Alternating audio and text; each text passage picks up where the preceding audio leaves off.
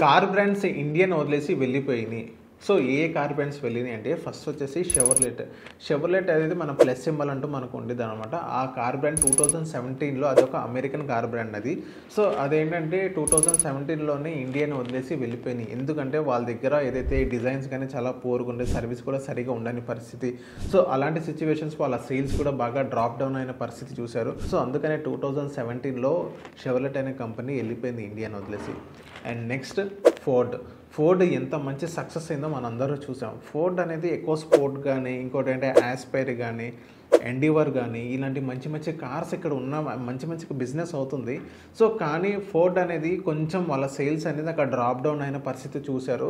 So, ఇంకా వాళ్ళకి designs అనేది కొత్తగా రీలాంచ్ చేయక మరియు పాత డిజైన్స్ మళ్ళీ దాన్నే రుద్ది ఎవరు సరిగ్గా కొనని పరిస్థితి చూశారు. సో, అందుకనే ఫోర్డ్ అనే కంపెనీ కూడా ఇండియాని వదిలేసి వెళ్ళిపోయింది. ఇప్పుడు ఫోర్డ్ ఒకటే జస్ట్ ప్రీమియం కార్స్ అనేది ఇంపోర్ట్ చేస్తుంది ఇండియాకి. అది కూడా మస్టాంగ్ గానీ, సో అలాంటి కార్స్ అక్కడ నుంచి ఇక్కడికి ఇంపోర్ట్ చేస్తుంది అంతే.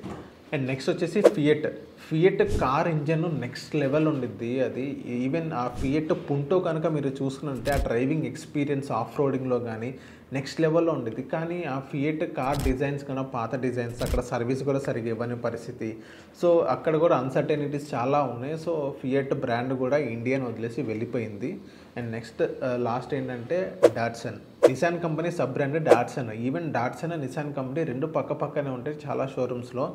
సో, ఇక్కడ ఏంటంటే డాట్సన్ రెడీగో అని చెప్పేసి చాలా కార్స్ ఉన్నాయి అక్కడ.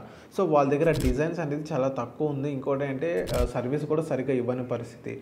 సో, డే బై డే చూసుకుంటే వాళ్ళ సేల్స్ అనేది బాగా డ్రాప్ డౌన్ అయింది. ఈవెన్ తక్కువ బడ్జెట్లో లాంచ్ చేసినా కానీ 2 లక్షలకి 3 లక్షలకు డాట్సన్ రెడీగా ఉంది కారు.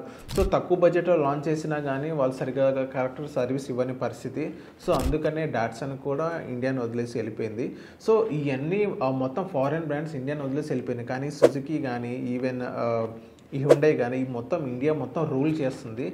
సో, ఆ కార్స్ ఎందుకు వెళ్ళినాయి, ఈ కార్స్ ఎందుకు రూల్ చేస్తుందో, దీని వెనక ఉన్న బిజినెస్ స్ట్రాటజీ ఏంటో కింద కమెంట్ చేయండి. ఎవరైతే మీ ఫ్రెండ్స్ డాట్సన్ కానీ, ఫోర్డ్ కానీ, ఫియట్ పుంటో కానీ, ఇంకా షెవర్లెట్ కానీ ఎవరైతే కార్స్ యూస్ చేస్తున్నారో ఈ రీల్ వాళ్ళకి ఫార్వర్డ్ చేయండి.